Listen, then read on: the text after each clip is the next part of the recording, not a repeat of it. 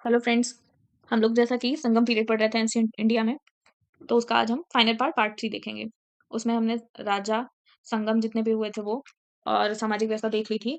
आज हम उसमें विवाह देखेंगे। विवाह जो तोलाकपियम ग्रंथ था, जो 3 संगम हुए थे, उनमें से एक संगम में जो बना हुआ था, उसमें कितने 8 प्रकार के विवाहों का वर्णन है। पंचतीर्णय मतलब प्रेम विवाह, गंधर्व विवाह, काकतीर्णय मतलब एकपक्षीय प्रेम, जैसे असुर राक्षस पैशाच विवाह, और पैनोदृण्य मतलब अच्युतहीन प्रणय, जैसा कि प्रजापत्य, आर्ष और जितने भी और थे, ब्रह्म विवाह, जैसा कि हमने ऋग्वैदिक काल में विवाह 8 प्रकार के विवाह पढ़े थे, उनमें से 4 विवाह, आर्ष, प्रजापत्य, दैव तथा ब्रह्म विवाह।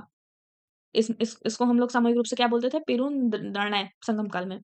गणिका के लिए परतियार, घूमने वाले जो नर्तक नर्तकी तथा गायिका थे, जो घूम-घूम कर लोगों का मनोरंजन करते थे, उनको पाड़र या विडालियर बोला जाता था। सती प्रथा प्रचलित थी।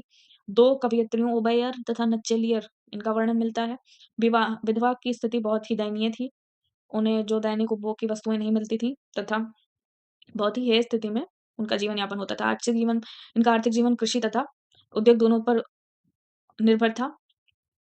कृषि में कावेरी नदी का जो डेल्टा था, उसमें ऐसा माना था कि जितने में एक हाथी बैठती थी, उसमें उतने ही ज़मीन में कई लोगों के लिए खाने के लिए अनाज पैदा होता था, यानी बहुत ही ज़्यादा उपजाऊ ज़मीन थी कावेरी डेल्टा की। तथा इनमें कृषि में रागी, गन्ना, कटहल, काली मिर्च आदि चीज़ें उपजाई जाती थी। उपजाऊ भू-भाग को क्या बोलते थे? मरुदम। कुरुंदी मतलब ज्वार, धान, बाँस आदि के लिए। पशुपालकों को मुल्लय बोला जाता था, समुद्रवर्ती को नेथल। पालय मतलब रेगिस्तानी भाग। उद्योग और व्यवसाय में वस्त्र उद्योग प्रमुखता था। उरैयूर जो मदुरा की राजधानी थी, एक वस्त्र उद्योग का प्रमुख केंद्र थी। धातु उद्योग, चमड़ा उद्योग, मद्य उद्योग, तेल उद्योग, नमक उद्योग, हाथी दाँत तथा मसाला आदि उद्योग भी प्रमुख थे। बंदरगाह में भड़ौच, जो कि पांड्य का एक प्रमुख बंदरगाह था, यहाँ से व्यापार बहुत सुगम होता था।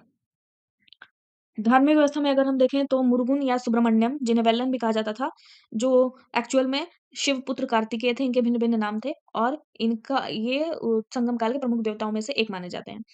इनका जो अस्त्र था या शस्त्र था, वो बर्छा तथा इनका जो प्रतीक था, वो मुर्गा या कुक्कुट था। इसके अलावा अगस्त्य मुनि जो थे, वो उत्तर की प्रथाओं को दक्षिण लेकर गए थे।